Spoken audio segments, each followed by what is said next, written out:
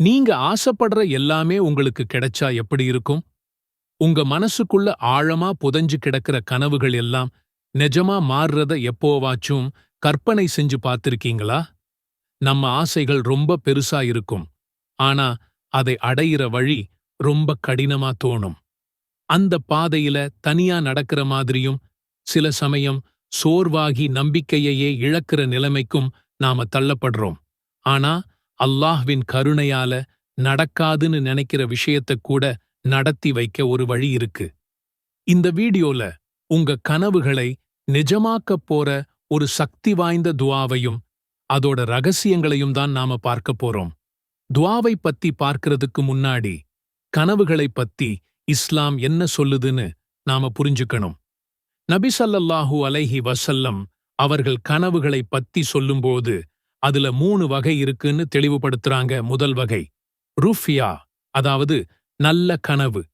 இது அல்லாஹ் கிட்ட இருந்து வர்ற ஒரு நற்செய்தி. இது நமக்கு ஒரு வழிகாட்டுதலாகவோ அல்லது ஆறுதலாகவோ இருக்கலாம். இரண்டாவது, ஷைத்தான் கிட்ட இருந்து வர்ற கெட்ட கனவு. இது நம்ம மனசுல கவலையையும் பயத்தையும் குழப்பத்தையும் உண்டாக்க ஷைத்தான் செய்கிற ஒரு தந்திரம்.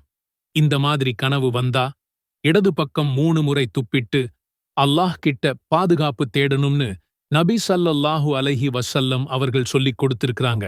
அப்புறம் அந்த கனவை பத்தி யார்கிட்டயும் சொல்லாம இருக்கிறது நல்லது. மூணாவது வகை நம்ம ஆழ்மன எண்ணங்களோட பிரதிபலிப்பு. நாம நாள் முழுக்க எதை பத்தி அதிகமா யோசிக்கிறோமோ அதுவே கனவா வரலாம். இதுக்கு பெரிய அர்த்தம் எதுவும் இருக்காது. அப்போ நல்ல கனவுகள்ங்கிறது அல்லாஹ் கிட்ட இருந்து வர்ற ஒரு பரிசு. ஆனா அந்த கனவுகள் நிஜமாக மாறணும்னா நம்மளோட முயற்சியும் சரியான திட்டமிடலும் ரொம்ப அவசியம். இஸ்லாம் நம்மளை ஒருபோதும் உழைக்காம சோம்பேறியா இருக்கச் சொல்லல. நம்ம உழைப்பையும் முயற்சியையும் முழுசா போட்டுட்டு அதோட வெற்றிக்காக அல்லாஹ் கிட்ட கையேந்தச் சொல்லுது. நம்ம முயற்சியும் அல்லாஹ் மேல நாம வெச்சிருக்கிற நம்பிக்கையும் நம்ம பிரார்த்தனையும் ஒன்னா சேரும்போதுதான் அற்புதங்கள் நடக்கும். உங்களுடைய தேவைகள், கனவுகள், வாழ்வாதாரம் என அனைத்தையும் உள்ளடக்கிய ஒரு மிக அழகான துஆவை நாம் கற்றுக்கொள்ளலாம். اللهم إني أسألك من فضلك وبارك لي في رزقي وحقق لي أحلامي بما تحب وترضى.